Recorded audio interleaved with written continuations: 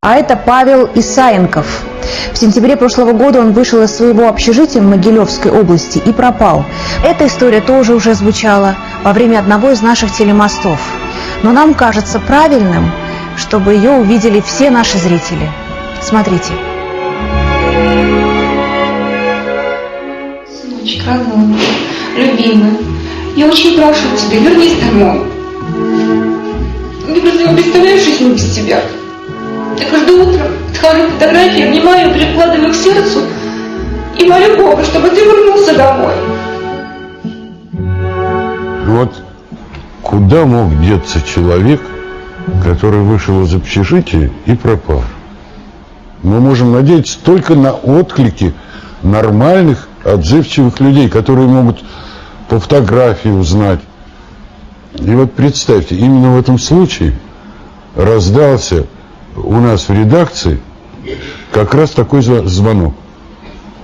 Звонок был, знаете откуда? Из Чечни. Посмотрите.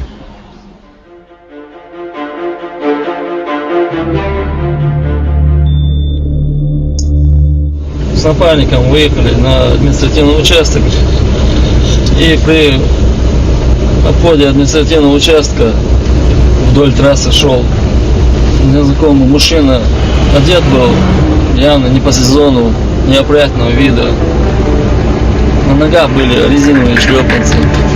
Заметив этого гражданина, мы остановились и вот вылезли из машины и подошли к нему. Документов, естественно, не оказалось. На вопрос, откуда он, куда идет, был ответ невнятный. Этот день я дежурил в отделе. Со мной связались наши патрульные и объяснили, что задержан человек без документов. Его доставили ко мне. Павел рассказал, что он родом из Белоруссии, там его мама и братья. С его слов, как говорится, он поругался с отцом, и он решил уйти из дома. Ну, причина была, в жизни не складывалась моя жизнь. Ну, я долго говорил, что все, я ухожу из семьи. Вот год назад я уехал из Витебска. Я выехал в Волгоград прямым поездом. Потом пересел на Волгоград-Астрахань и попал в Астрахань. В Астрахани вот я думал, какую-нибудь работу найду в самом городе, но ничего не нашел. И я, наверное, 3-4 бродил по Астрахани. И потом пошел в степь и попал на животноводческую точку.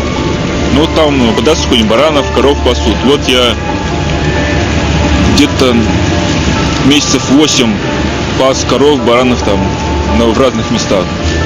И потом он попал в Чечню. Я даже не знаю точно, где граница начинается. Здесь его язык нет, и Чечня. Я спросил у него, почему именно в Чечню. Ну, на юг его потянуло. Говорит, здесь теплее. Ну, так как одежда на нем была не очень хорошая, я взял из дому все, что у меня, вот, можно носить все, что у меня было, обул, одел, как говорится, привез к себе домой, приютил, обеспечил жильем, питанием, ни в чем он не нуждался все это время, пока у меня находился.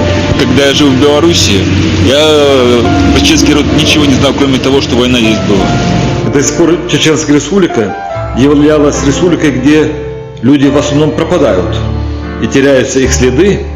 И вот теперь надо сказать так, вот, что мы стали находить граждан, которые потерялись, и в том числе и с территории России, и из-за границы. Именно в Чечне на него, как говорится, обратили внимание. Почему вот все эти регионы, откуда он перешел, добрался он до Чечни. Почему-то именно в Чечне обратили на него внимание, и обули, и накормили, и приняли все необходимые меры для того, чтобы человека вернуть к себе домой. Разговаривали с матерью, разговаривали с Москвой. В общем-то, он ищет на сайте «Жди меня», там есть его фотография, то есть все данные совпали.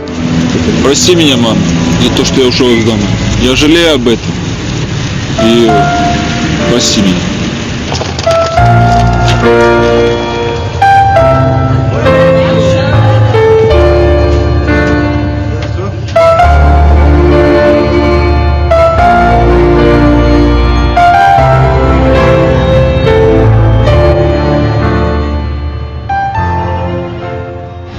Вот так и нашелся Павел, за что огромное отдельное спасибо милиционерам Гудермесского района Чечни. Если бы все милиционеры поступали именно так, я вас уверяю, люди находились бы гораздо быстрее. Ну а что было дальше понятно, они встретились с мамой, посмотрите.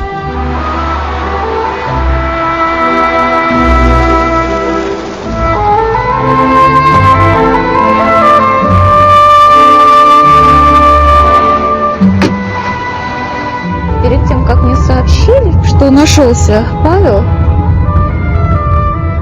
буквально, наверное, за 3 дня до этого, я остановилась около фотографии, и вот, фотографию Павла вот прижала к сердцу, так вот, прижала и, наверное, минут 5 не отпускала. Вот, не знаю, я к сердцу прижала, думала, вот это вот поможет, он будет жив. И вот на самом деле, поэтому это было такое чудо.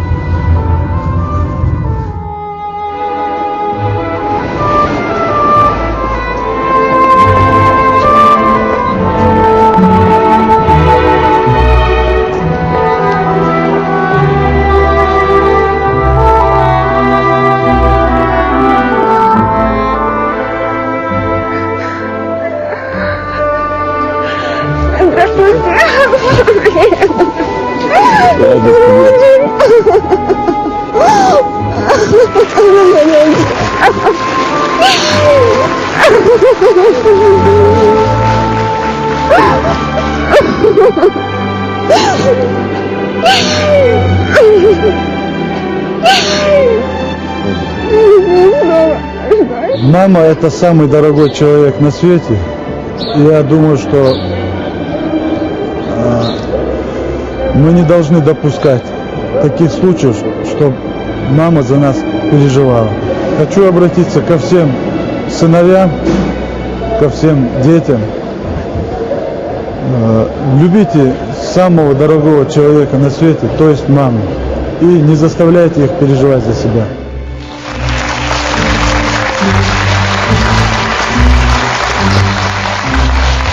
Вы знаете, мне очень хочется сказать отдельное спасибо вот этому милиционеру из Чечни, которого вы только что видели на экране, потому что он не только обогрел, дал приют, не только, но он его привез в Москву потом, потому что он боялся, что в дороге с ним что-нибудь случится. Поэтому мне хочется тебе сказать огромное спасибо.